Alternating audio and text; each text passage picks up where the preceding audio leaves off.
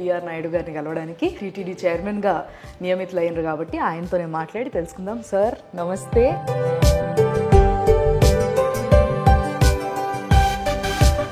అన్య మతస్థులు అక్కడ పనిచేయడం వల్ల ఎలాంటి లాస్ జరిగింది? అన్నిటికన్నా ఆశ్చర్యం ఏంటంటే ఎస్పీబీసీ ఛానల్లో అన్య మతస్థులు ఉన్నారు.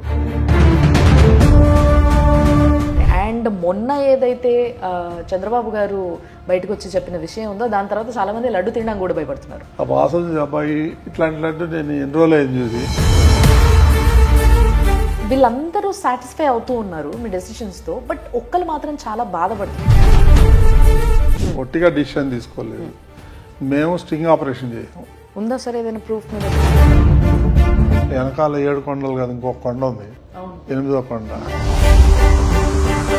Tirumala is the place wear tourism కి జాగలేదు, పొలిటికల్ గా మాట్లాడడానికి జాగలేదు. యూ బీయింగ్ చైర్మన్ మొత్తం కూడా టీడీపీ పాలిస్తుంది అని చెప్పేసి, మరి మీరెందుకు పొలిటికల్ గా అంత గట్టిగా మాట్లాడారు? ఆ విధంగా మాట్లాడితే కిందికి వెళ్ళి దిగే లోపల ఆయన మీద కేసు బుక్ చేయాలి. నా మీద 124A పెట్టాడండి, అంటే రాజద్రోహం. నేను ఒక రాజు,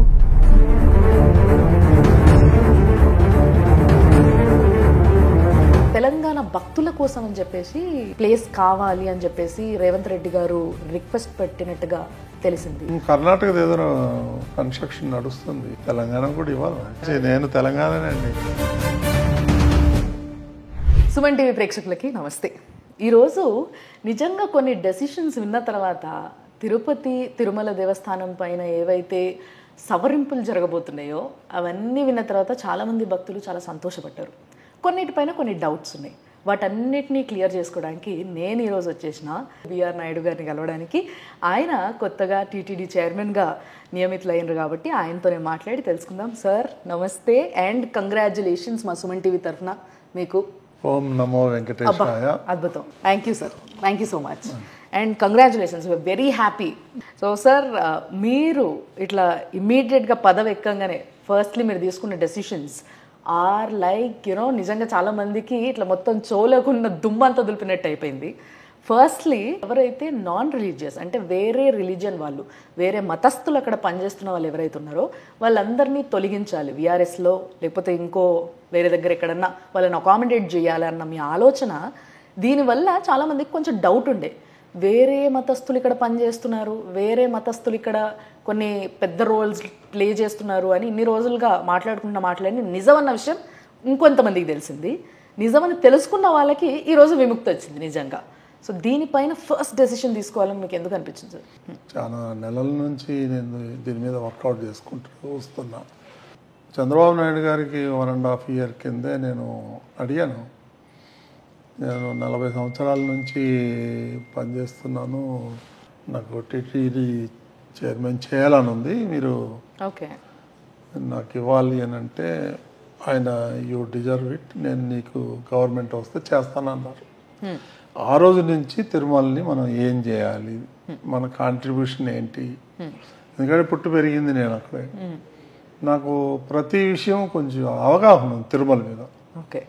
నేను ఎక్కువ 90% తిరుమల టెంపుల్కే వెళ్తాను. సో కాబట్టి దాన్ని ఎలా చేయాలి అనేది హోంవర్క్ బాగా చేసుకున్నాం.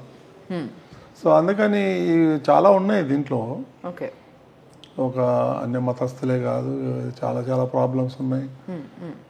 ఫస్ట్ అన్య మతస్థులు ఒక్కసారి ఒక పాయింట్ చెప్దాం సార్, అంటే ఇప్పుడిప్పుడే తెలుసుకున్న వాళ్ళకి కొంతమందికి ఇంకొంచెం క్లారిటీ కోసం, అన్య మతస్థులు అక్కడ పనిచేయడం వల్ల ఎలాంటి లాస్ జరిగింది అనే విషయాన్ని ఒకసారి మీరు చెప్తే జనాలందరికీ కూడా వినిపించాలని ఉంది నాకు. లాస్ అనేది కాదు, వాళ్ళు సందర్భం వచ్చినప్పుడు వాళ్ళు వాళ్ళ మతాన్ని ప్రోత్సహించటం, హిందువులతోనే అమర్యాదగా బిహేవ్ చేయటం, ప్రసాదాలు ఏమైనా ఇస్తే తీసి కింద పడేయటం అందరు చూస్తుండగా, ఇలా చాలా ఉన్నాయి. వాళ్ళు కొన్ని సమస్యలు ఉన్నాయి అక్కడ. అన్నిటికన్నా ఆశ్చర్యం ఏంటంటే ఎస్పీబీసీ ఛానల్లో అన్ని మతస్థులు ఉన్నారు. ఓ గాడ్, వెరీ నైస్. గుర్తించారా సార్ ఏదైనా నంబర్? ఉన్నాయండి, అదే ఉంది, లిస్ట్ ఉంది. ఎంతమంది ఉండొచ్చు అది ఇప్పుడు చెప్పటం భావ్యం కాదు. నేను ఒక లిస్ట్ ఉంది, ఇంకా విజిలెన్స్ వాళ్ళు ఎంక్వైరీ చేస్తున్నారు. పక్కా సమాచారంతో వాళ్ళందరినీ పిలిచి కూర్చోబెట్టి మాట్లాడి వాళ్ళతో. అంటే దాదాపు ఒక 500-1000 పైగా ఉంటారు. అంత ఉండరు, ఒక 250 to 300 ఉండొచ్చు అనుకుంటున్నాను. Okay okay. ఒక లిస్ట్ అయితే వచ్చింది. వాళ్ళేదో రాత్రి మనం పంపించేయాలా, ఏదో విడగొట్టేయాలా, వాళ్ళ పొట్ట మీద కొట్టాలనేది లేదు. ఫస్ట్ వాళ్ళని పిలిపించి రిక్వెస్ట్ చేసి, ఇట్లా ఉంది, హిందూ సంఘాల నుంచి మాకు కూడా ప్రెజర్ ఉంది, చాలా రోజుల నుంచి డిమాండ్ ఉంది హిందువుల నుంచి, కాబట్టి మీరు విఆర్ఎస్ తీసుకొని వెళ్తారా, లేకపోతే మీరు వేరే డిపార్ట్మెంట్కి వెళ్తారా అని కూర్చొని కాంప్రమైజ్ చేసుకుంటాం. వాళ్ళకి అనుగుణంగా ఏ డిపార్ట్మెంట్ అంటే ఆ డిపార్ట్మెంట్ డిప్యుటేషన్ మీద పంపించడం. నేను కలెక్టర్తో వాళ్ళతో మాట్లాడినాను లోకల్గా, they are ready to take. And ఇంకో విషయం సార్, ఏదైతే దర్శనాల పైన అంటే చాలా గంటలు పడుతుంది పాపం, పిల్లల్ని పట్టుకొని ధర్మదర్శనం చేసుకోవాలంటే మాత్రం అసలు పెద్ద లైన్, దాదాపు ఒక 20 hours దర్శనం పడుతున్న రోజులు కూడా చాలా ఉన్నాయి. సో దీనిపైన కూడా యూ మేడ్ డెసిషన్, ఏఐని వాడుకుంటూ ఒక 2 నుంచి 3 గంటల్లో దర్శనం అయిపోవాలి అనేది. ఇది ఎట్లా సార్, ఎట్లా జరుగుతుంది అంటారు? ఇది మీరు అన్నారు 20 గంటలు కాదు, 30 గంటలు ఉన్న రోజులు కూడా ఉన్నాయి. ఒక వ్యక్తిని 30 గంటలు బయటికి రానియకుండా, ఇంకా లోపల పోనీయకుండా వాళ్ళని ఆ రూమ్లో పెట్టి లాక్ చేసే రైట్ మనకు లేదు. నా పర్సనల్ కదంటే అది మానవ హక్కుల ఉల్లంఘన అవుతుంది. సో అందుకని నేను దాని మీద బాగా ఎక్సర్సైజ్ చేసి నిన్న ఓట్లో ప్రజెంటేషన్ ఇచ్చాను నేను. మనం ఇంకా పాతకాలంలో ఉన్నాము, ఆర్టిఫిషియల్ ఇంటెలిజెన్స్ని ఉపయోగించుకొని వచ్చిన భక్తుడికి వచ్చేటికే స్కాన్ చేస్తే ఫేస్ స్కాన్, అందులోనే ఆటోమేటిక్గా నీ దర్శనం టైం వచ్చేస్తుంది. ఆ టైం ప్రకారం అతను వెళ్తాడు, ఒక 1/2 hourలో దర్శనం చేసుకుంటాడు, ప్రసాదాలు తీసుకొని వెళ్ళిపోతూ ఉంటాడు. అది మనం ఎందుకు చేయకూడదు అనేది నేను. సో ఆల్రెడీ కొన్ని మల్టీనేషనల్ కంపెనీస్తో సంప్రదిస్తున్నాము. వాళ్ళ నాలెడ్జ్ తీసుకొని, వాళ్ళ టెక్నాలజీ వాడుకొని వాళ్ళతో మాట్లాడి అతి త్వరలో చేద్దాం అనేది మా ఉద్దేశం. ఫ్రాడ్ జరగటానికి కూడా లేదు, వేరే ఏ సాకులు వినిపించవు, అండ్ చాలా ఈజీగా అయిపోతుంది, జల్దీ అయిపోతుంది, అందరికీ మనశ్శాంతి. ఒక 10 hours ఉందనుకోండి వెయిటింగ్ పీరియడ్, వాళ్ళు పక్క సరౌండింగ్ లో ఉన్న టెంపుల్స్కి వెళ్తారు, ఎక్కడో ఉంటారు, షాపింగ్లు చేసుకుంటారు, ఆ టైంకి వస్తారు, దర్శనం చేసుకుని వెళ్ళిపోతారు. అసలు ఏం చేయకుండా తిరుమల కొండ పైన తిరుగుమన్నా కూడా హాయిగా తిరుగుతారు, రూమ్ లో పెట్టి లాక్ చేయకుండా. Absolutely right, correct decision sir ఇది కూడా. అండ్ మీరు తీసుకున్న అత్యద్భుతమైన డెసిషన్ ఇంకోటి ఏంటి అని అంటే, ట్యూస్డే రోజున లోకలైట్స్కి దర్శనం కల్పించడం. ఇది నిజంగా నేను చాలామంది లోకలైట్స్ అక్కడ ఉండే వాళ్ళు, ఒక 3-4 ఫ్యామిలీస్ తెలుసు నాకు, వాళ్ళని అడిగితే మీరు ఎక్కడి నుంచో వచ్చి రెగ్యులర్గా వెళ్తారు కానీ మేము ఇక్కడే ఉంటాం కానీ అసలు స్వామివారిని చేరుకోవడం కష్టం మాకు అనే విషయం కొంతమంది చెప్తారు. సో నిజంగా వాళ్ళ ప్రాబ్లమ్ని మీరు అర్థం చేసుకున్నారు. ఎట్లా? అవునండి, ఇది గతంలో ఉండేది వాళ్ళకి. మంత్లీ ఫస్ట్ ట్యూస్డే ఒక 5-6 వేల మందికి దర్శనం కల్పించే ఇది ఉండేది. తర్వాత తీసేసారు, ఎందుకు తీసారు తెలీదు. అది చంద్రబాబు నాయుడు గారు కూడా యాక్సెప్టెడ్ అది. తర్వాత పవన్ కళ్యాణ్ కూడా మాట్లాడాడు నాతో ఈ సబ్జెక్ట్ మీద.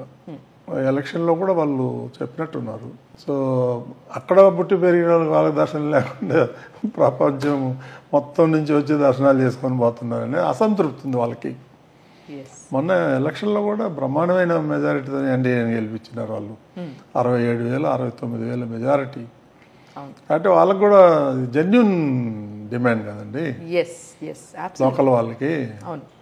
సో గతంలో ఉన్నదాన్ని మనం కొత్త స్కీమ్ ఏం కాదు. అంటే ఇది ఫ్రీయా సార్? దీనికి ఏమైనా మళ్ళీ టికెట్ చార్జెస్? నామినల్గా ఉంటుంది, వెళ్ళిపోతుంది, స్లాట్ ఉంటుంది, ఆ టైంలో వాళ్ళు వెళ్ళిపోతారు. వాళ్ళు లోకలైట్ అనే ఒక ఐడి కార్డు ఉంటే సరిపోద్ది అంతే. Aadhaar card, that's a good one sir. ఇది కూడా నిజంగా చాలా మందికి శుభవార్త ఇది, ముఖ్యంగా అక్కడ ఉండే లోకలైట్స్కి. అంటే ఈ లోకలైట్స్ అండం ఎక్కడి వరకు సార్? లైక్ చిత్తూరు మొత్తం అంతానా, లేకపోతే ఓన్లీ మున్సిపాలిటీ? ఓకే, వాళ్ళకి మాత్రమే వెళ్ళడానికి అర్హత. Very nice. సో అట్లయినా కూడా చాలా మంది దర్శనం చేసుకోవచ్చు ట్యూస్డే, కేవలం వాళ్ళకే. ఓకే, స్పెషల్లీ 6,000 మందికి చేసి, అంటే మిగిలిన సేవ ఉంటాయి, మిగిలిన దర్శనాలకు వస్తూ ఉంటారు కాబట్టి మొత్తం ఒకటే రోజు చేయలేము. ముందన్న గుడ్ నెంబర్ 5,000 to 6,000 కన్నా ఎక్కువ రారు. అది చేద్దాం. This is also very good one sir. And ఇంకొకటి సార్, నాకు చిన్న ఉన్నప్పటి నుంచి కూడా తిరుపతి లడ్డు అంటే విపరీతమైన ఇష్టం. అసలు ఇట్లా ఇట్లా పట్టుకుంటే చెయ్యి అంతా నెయ్యి అయిపోయేది, అంత బాగుండేది లడ్డు. బట్ దాని క్వాలిటీ రాను రాను రాను అసలు ఇప్పుడు తిరుపతి లడ్డు అంటే దేవుడు గుర్తుకొచ్చి మొక్కి నోట్లు వేసుకోవడమే తప్పితే దానిపైన ఇష్టం అనేది కలగట్లే చాలామందికి. ఎక్కడ చూసినా మిశ్రీ, యాలకులు ఇవి బాగా కనిపిస్తున్నాయి. అండ్ మొన్న ఏదైతే చంద్రబాబు గారు బయటకు వచ్చి చెప్పిన విషయం ఉందో దాని తర్వాత చాలామంది లడ్డు తినడానికి కూడా భయపడుతున్నారు. దీనిపైన మీరు ఏమంటారు? ఫస్ట్లీ గతంలో జరిగిపోయింది, అది జరిగిపోయింది. దాని మీద ఎంక్వైరీ నడుస్తుంది, అది లీగల్గా ఏం చేయాలో వాళ్ళు చేసుకుంటారు. కాకపోతే ఇప్పుడు మీరు లడ్డు తీసుకోండి, చాలా బాగుంది. దాన్ని ఇంకా ఇంప్రూవ్ చేస్తాం. నేను కూడా బోర్డులో డిస్కషన్ వచ్చింది. అది మనం ఏదైతే కొంటున్నామో అది L1 అనేదే కాకుండా ఈ ఏ క్లాస్ మెటీరియల్ కొనాలి, A1 క్వాలిటీ. A1 క్వాలిటీ వేస్తే ఇంప్రూవ్ ఆటోమేటిక్ అవుతుంది. సో మొన్న నేను పవన్ కళ్యాణ్ గారు కలిసినప్పుడు ఈ లడ్డు తీసుకొని ఇచ్చిన, ఆయన ఇటు తీసుకోగానే ఆయన మంచి స్మెల్ వచ్చింది. ఆ వాసన అబ్బాయి ఇట్లాంటి లడ్డు నేను ఎన్ని రోజులు అయింది చూసి, చాలా బ్రహ్మాండంగా ఉందని అప్రిషియేట్ చేశారు. ఓ, మీ దగ్గర ఏమైనా ఉంటే ఇవ్వండి సార్ కొంచెం. రేపిస్తాను. అంటే క్వాలిటీ అంటే అట్లా చేంజ్ అయిపోయిందండి. అవునా? చాలా బ్రహ్మాండంగా చేస్తున్నారు. ఇప్పుడు అట్లాగే అన్నప్రసాదాలు ఏదైతే భోజన కార్యక్రమం ఉందో అది కూడా క్వాలిటీ పెంచేస్తున్నారు. నిన్న బోర్డులో కూడా తీసుకున్న ఇంకొక ఫర్దర్ ఇంకో 1 more ఐటెం కూడా పెట్టాలని, ఏదైనా హాట్ వడ కానీ బజ్జీ కానీ ఇలాంటిది ఏదన్నా ఒకటి ఇంక్రీజ్ చేద్దాం అనుకుంటున్నాం. దీంట్లో సార్ ఇప్పుడు వరకు మీరు ఏదైతే దేనిపైన అయితే డిస్కస్ చేసినారో వీటి గురించి కాకుండా ఇంకొక విషయం నాకు అవుట్ ఆఫ్ ది సిలబస్ అడగాలనుంది. నేను కొంతమంది NRIsని కలిసిన, వీళ్ళు కూడా వచ్చిన తర్వాత పోయిన ప్రభుత్వంలో చాలా ఇబ్బంది పడ్డారు దర్శనం కోసం.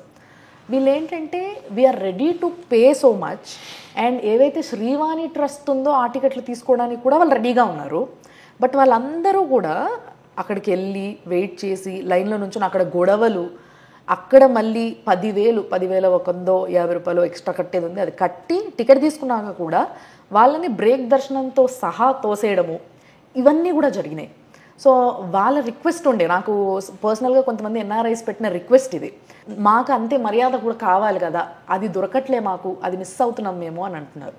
ఏం చెప్తారు మీరు వాళ్ళకి? ఇది ప్రాబ్లం ఉంది, ఏదో కౌంటర్ ఉన్నట్టుంది. నాకు పూర్తిగా అవగాహన లేదు దాని మీద. కాకపోతే నేను రీసెంట్గా అధికారులతో మాట్లాడాను, NRIలకి ఏం చేద్దామని. దానికి ఒక యాప్ తయారు చేస్తున్నారు. ఓకే, NRIలకి వాళ్ళు ఆన్లైన్లో బుక్ చేసుకోవచ్చు. ఆ ఫెసిలిటీ ఉంది. సో ఓన్లీ NRIs కాదు? Only NRI. సో లైక్ ఏమి ఇబ్బంది లేదు. ఎవ్రీ మంత్ ఇన్ని అని వాళ్ళకి ఏమైనా సెపరేట్ కోటా ఉంటుంది అంటారు? పెడతాము, ఆలోచన చేసి పెడతాము. NRIకి సపరేట్గా కోటా ఒకటి పెట్టి వాళ్ళు డైరెక్ట్గా వచ్చి అక్కడే బుక్ చేసుకొని వెళ్ళొచ్చు దర్శనానికి. సేవలు కూడా ఇస్తాం. ఓకే. అండ్ వీళ్ళందరూ సాటిస్ఫై అవుతూ ఉన్నారు మీ డెసిషన్స్తో, బట్ ఒక్కరు మాత్రం చాలా బాధపడుతున్నారు సార్, టూరిజం వాళ్ళు.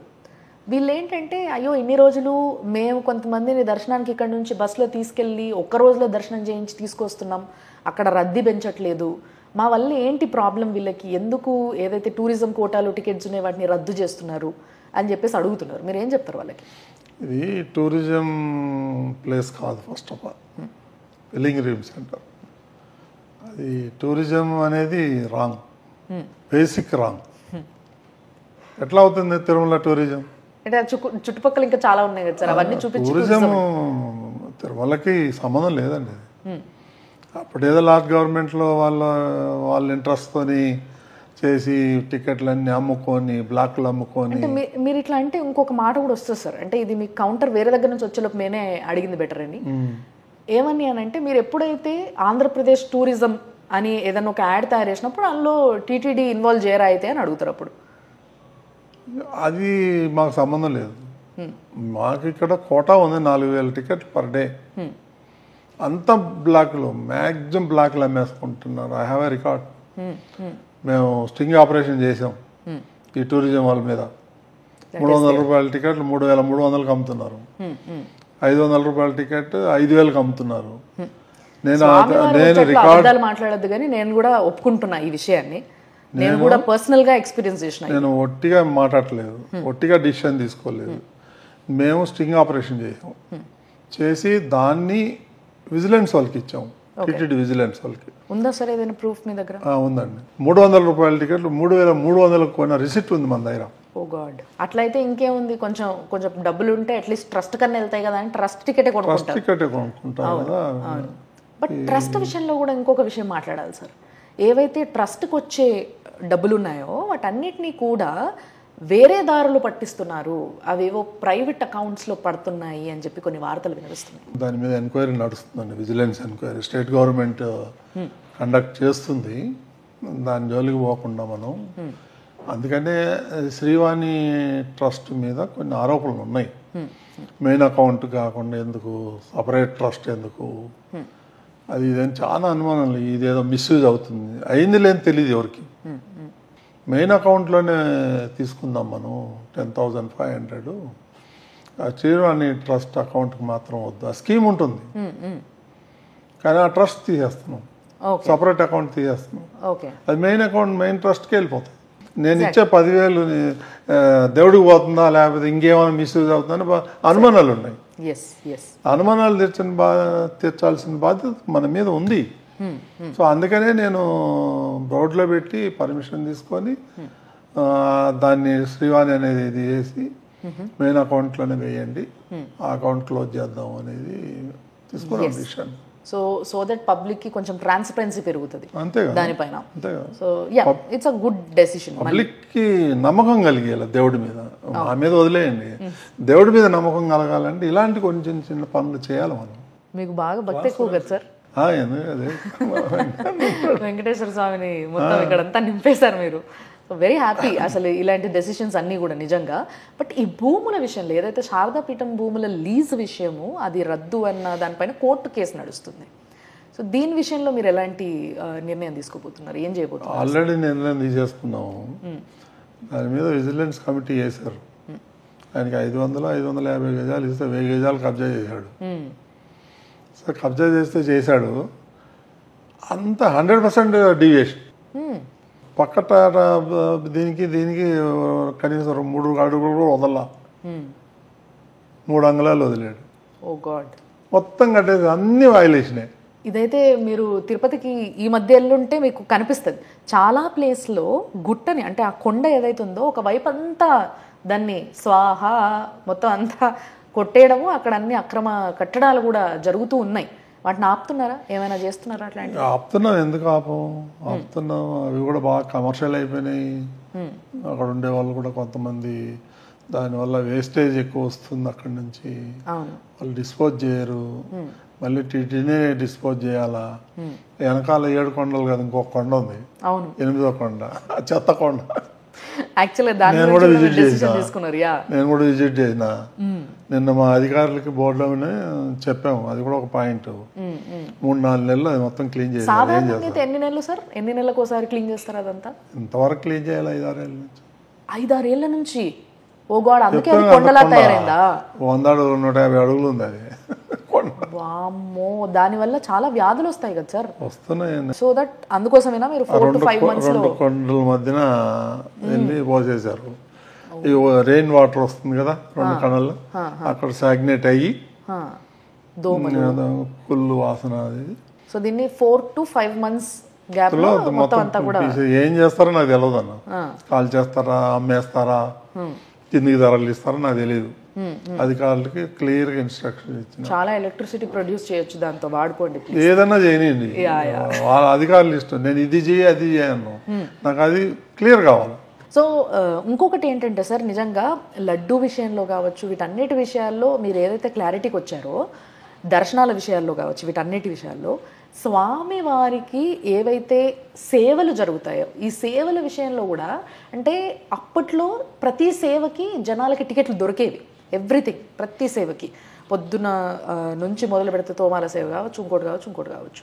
ఈ మధ్య అవి కూడా టికెట్లు సరిగ్గా దొరకట్లేదని ఒక వివాదం వినిపిస్తుంది జనాల్లో. గత 30-40 ఏళ్ల నుంచి అప్పట్లో 10 లక్షలు 50 లక్షలు ₹1,00,00,000 కడితే సంవత్సరానికి ఒక రోజు పొద్దు నుంచి సాయంత్రం దాకా సేవలన్నీ వాళ్ళు పాల్గొనవచ్చు. అట్లా వాళ్ళు ఆల్రెడీ బుక్ చేసేస్తున్నారు. దానివల్ల సామాన్యులకు దొరకట్లా. Okay okay okay okay. ఇది ఎవరికి తెలీదు. వాళ్ళు ఇవ్వకపోతే మళ్ళీ వాళ్ళతో గొడవ. కానీ మరి అట్లాంటి ఇప్పుడు కూడా ₹1,00,00,000 కడితే సంవత్సరానికి ఒక రోజు నీకు అన్ని సేవలు పొద్దున్న 3 గంటల నుంచి రాత్రి 10 గంటల దాకా ఓకే అన్ని సేవల్లో వాళ్ళు ఉంటారు. సో అట్లా ఒక సంవత్సరానికి దగ్గ ఫిక్స్ అయిపోయాయి సార్, మొత్తం బుక్ అయిపోయాయి. ఉన్నాయి, బుక్ అయిపోయినాయి. మరి 80% బుక్ అయిపోయినాయి. ఆ 20%లో ఆన్లైన్లో పెడతారు. అది ఎప్పుడు అయిపోతాయి ఏమో తెలియదు. ఓకే. దాంట్లో ఏం మిస్యూజ్ కావట్లేదు. ఎందుకంటే నాకు యాప్ ఉంది, నేను ఎవ్రీ ఫ్రైడే దాన్ని ఇట్లా ఫస్ట్ ఫ్రైడే ఇట్లా ఓపెన్ చేసి కూర్చుంటాను అనమాట. సరే బుక్ చేస్తే వచ్చింది కదా అని చెప్పేసి. బట్ నెవర్ ఎవర్ అసలు ఎప్పుడు కూడా మినిమం ఇదే ప్రాబ్లం 80% ముందు డొనేషన్ మీద వెళ్ళిపోతాయి. సో నిజంగా దీనిపైన కూడా కొంచెం దాంట్లో ఏం ఆపవలేదు, దాంట్లో ఏం మిస్యూజ్ జరగట్లేదు. Okay okay. సో ఎవరికైతే డబ్బులు ఉన్నాయో వాళ్ళు చేయొచ్చు అంటారు అంతే, సింప్లీ. చేసేసుకున్నారు ఎప్పుడు, మనకు తెలియదు అది. ఓకే. అది ఉన్నట్టు కూడా మొన్నటి దాకా లేదు. నేను అధికారులతో మాట్లాడితే అప్పుడు తెలిసింది నాకు. సార్ మన మీడియా వాళ్ళ కోసం ఏదైనా కోటా పెడుతున్నారు? అన్ని కోటాలు పెట్టుకుంటే అసలు వాళ్ళకి ఏమి ఉండదు కోటాలు. అంటే యాక్చువల్గా మనకి మామూలుగా టైమే కొంచెం దొరుకుతుంది. ఎప్పుడైతే మేము అటు పోగలుగుతావో అప్పుడు దొరికితే పర్వాలేదు. సో ఇంకా మిమ్మల్ని నమ్ముకొని మేము ఆ స్వామివారిని దర్శనం చేసుకోవాలన్నమాట, అంతే. చేసుకుందాం, ఏం పర్వాలేదు, ఇబ్బంది లేదు.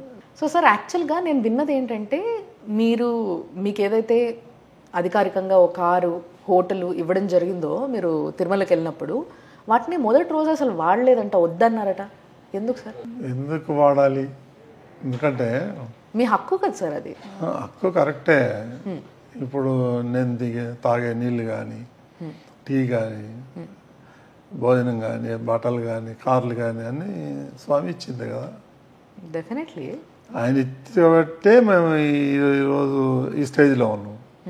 మళ్ళీ నేను ఆడబోయి మళ్ళీ స్వామి మీద పడి స్వామి డబ్బులు ఇచ్చాడు కదా ఆల్రెడీ, మళ్ళీ ఎందుకు వాడుకోవాలా? భక్తులు వస్తారు కాలి నడకన, ఒక ₹2, ₹5, ₹10 ఉండిలు వేస్తాడు. అది మంచి కార్యక్రమాలకు ఉపయోగించుకోవాలి, లేనోటికి పెట్టాలి. కానీ ఐ కెన్ అఫోర్డ్ కదా, ఇంత తప్ప ఇంక వేరేం లేదు. నేను ఫస్ట్ డేనే చెప్పాను, నేను దేవుడి సొమ్ము మంచినీళ్ళు కూడా తాగను అని. పాపం ఆయన మీకు ఇస్తున్న అదృష్టం సార్ అది. దేవుడు ఆయన దర్శనం చేసుకుంటున్నాను. ఉండడానికి క్యాంప్ ఆఫీస్ ఉంది. బట్ నిజంగా మాకు అంటే మీరు ఇప్పుడు వరకు జరిగిన వాటి అన్నిట్లో నారాజు ఉండి వాడట్లేదేమో అనుకున్నా నేను. అవన్నీ కరెక్ట్ చేసినాక వాడతారేమో అనుకుంటున్నా నేను. లేదు, ఉండడానికి క్యాంప్ ఆఫీస్ ఉంది, పైన ఒక రూమ్ ఉంది, ఆడ ఉంటా. అది కూడా ఏదో రెనోవేషన్ అవుతుంది, అంటే ఏదో వాస్తు రిపేర్ అవుతుంది, అదంతా అక్కడే ఉంటాను. కిందంతా ఆఫీస్ ఉంటుంది. సో యంత్రాంగం ఉంది కదా, నా కారు కానీ, డ్రైవర్ కానీ, డీజిల్ కానీ ఏమీ వాడను. అన్ని దేవుడు ఇచ్చాడు, అది నేను వాడుకుంటాను. నా సొమ్ము నేను వాడుకుంటా, దేవుడి సొమ్ము వాడాలి. అదేదో పెద్ద గొప్పని కాదు, నేను నా మనసులో నేను దేవుడి మీద ఒట్టేసుకున్నాను. Very nice sir, very nice. కానీ చాలామందికి ఈ పదవి కోసం ఒక ఇది ఉండే సార్, అంటే నాకు కావాలి. There are so many other medias also, media పెద్ద మనుషులు కూడా ఇలాంటి ఒక పదవి కోసం ఎదురు చూస్తున్న వాళ్ళు చాలామంది ఉన్నారు. పేరు తీయాల్సిన అవసరం లేదు, జనాలకు కూడా అర్థమైపోతే మీకు అర్థమయ్యే ఉంటుంది. సో వీళ్ళు కూడా ఈ పోటీలో ఉండే కావచ్చు. మీరు అన్నారు, మీరు ఫస్టే చెప్పారు, నాకు క్లారిటీ ఇచ్చారు. 1.5 క్రితమే నేను అడగడం జరిగింది చంద్రబాబు గారిని, ఇట్లా నాకు ఇది ఇంట్రెస్ట్ ఉంది, నాకు ఇది కావాలని. బట్ వాళ్ళందరూ అనుకుంటారు, ఈయనకి ఎందుకు ఆ స్పెషల్ ఇంట్రెస్ట్ చూపించారు చంద్రబాబు గారు, ఏంటి, వాట్ ఇస్ స్పెషల్ అని అంటారు. అంటే నేను 1982 నుంచి పార్టీలో ఉన్నానండి. I'm very active on politics. అంటే పదవులు ఏమి తీసుకోలేదు, నేను అడగలేదు, వాళ్ళు లేదు, పార్టీ కోసం పనిచేస్తాను. సో అందుకని 42 ఏళ్ళ తర్వాత ఆయన అడిగింది మొట్టమొదటిది, అదే లాస్ట్. ఇదే లాస్ట్ అని కూడా ఫిక్స్ అయిపోయారు మీరు? అంతే కదా, నాకు ఇంకేం కావాలి అంతకన్నా. I'm crossing 72 years. అంతా చంద్రబాబు నాయుడు గారి అనుగ్రహం అంతా. నేను అంతే, స్వామివారి అనుగ్రహం తర్వాత ఆయన అనుగ్రహం. ఎట్లుంటుంది ఆయనకి మీకు రిలేషన్షిప్? ఎందుకు లేదు, బాగుంటుంది. ఎందుకంటే 78 నుంచి రిలేషన్ కదా. ఫ్రెండ్స్ సార్ మీ ఇద్దరు? ఒక రకంగా ఏదన్నా అనుకోవచ్చు. అంటే అన్న తమ్ముళ్ళ రిలేషన్ లాగా ఉంటుందా? ఆయన అంటే ఇష్టం నాకు. ఎందుకు పర్సనల్గా ఎందుకు చాలా ఇష్టం ఆయన అంటే మీకు? బాగా ఆర్గనైజర్ అండి. యూనివర్సిటీలో కూడా ప్రెసిడెంట్ చేశాడు ఆయన, యూనివర్సిటీలో. Well organiser. ఏ క్లాస్ నుంచి తెలుసు సార్ మీకు? స్కూల్ నుంచి అంటున్నారు కదా. అదే అది యూనివర్సిటీలో చదువుకున్నవాడు తెలుసు, కానీ ఆయన ఎక్కువ సన్నిహితం 78లో ఎమ్మెల్యే అయినప్పటి నుంచి. ఓకే ఓకే, అప్పటి నుంచి మాత్రం మీ పూర్తి సపోర్ట్ బాబు గారికి. అంతకుముందు పేరు అది విన్నాను కానీ పెద్దగా పరిచయం లేదు. అండ్ తిరుమలలో ఎటువంటి స్పీచ్లు, పొలిటికల్ స్పీచ్లకి ఆస్కారం లేకుండా చేయాలనే మీ ఉద్దేశం good one, definitely good one. అసలు ఎవ్వరు కూడా ఇది ఎందుకు చేశారు అని అడిగే ప్రశ్నే కాదు అది, but it's a good one. దానిపైన ఎందుకు వెళ్ళింది అసలు మీకు? ఇప్పుడు ఎవరో వెళ్తారండి, వెళ్ళి దర్శనం చేసుకొని దేవుడి గురించి ఏదైనా 4 మాటలు మాట్లాడితే మనకు అబ్జెక్షన్ లేదు. అక్కడి నుంచి మాట్లాడితే అది నేషనల్ న్యూస్ అవుతా ఉంది. అడిపోయి అనవసరంగా పార్టీల మీద, ఈ పార్టీ ఆయన పార్టీ మీద బుర్రలుకోవటం, అది అవసరమా అక్కడ? నేను చెప్పాను అధికారులకి, ఆ విధంగా మాట్లాడితే కిందికి వెళ్ళి దిగే లోపల ఆయన మీద కేసు బుక్ చేయాలి. ఓకే, పెడతాం కేసులు. దేవుడి గురించి ఏమన్నా మాట్లాడండి, అపవిత్రం చేసేస్తున్నారండి కొంతమంది. So Tirumala is the place where టూరిజంకి జాగలేదు, పొలిటీషియన్స్కి పొలిటికల్గా మాట్లాడడానికి జాగలేదు. And you being a chairman for TTD, మీరు రీసెంట్గా ఒక ఛానల్లో గట్టిగా మాట్లాడారు, నెక్స్ట్ 30 ఏళ్ళు మొత్తం కూడా టీడీపీఏ పాలిస్తుంది అని చెప్పేసి.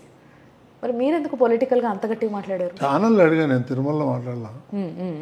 ఒక ఛానల్ తిరుమలలో అడిగారు, మళ్ళీ ఈ డెవలప్మెంట్ మీద మళ్ళీ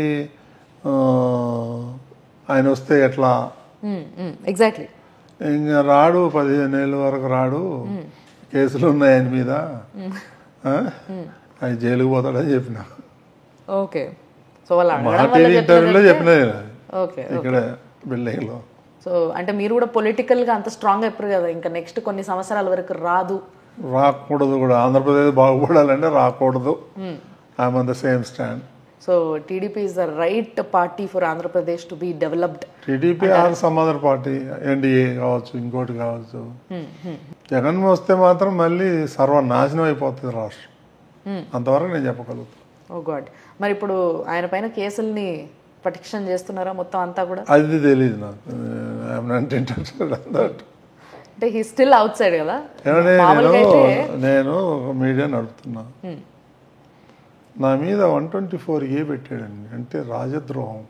ఆయన ఒక రాజు, నేను ఆయన ఏం ద్రోహం చేశాను? ఏం ద్రోహం చేశామండి? దేనికోసం పర్టికులర్లీ దేనికోసం ఈ కేసు మీ పైన? కక్ష, ఆయన భజన చేయాలా, అంతే, ఇంకేముంటుంది. ఓకే, అంతే కదా.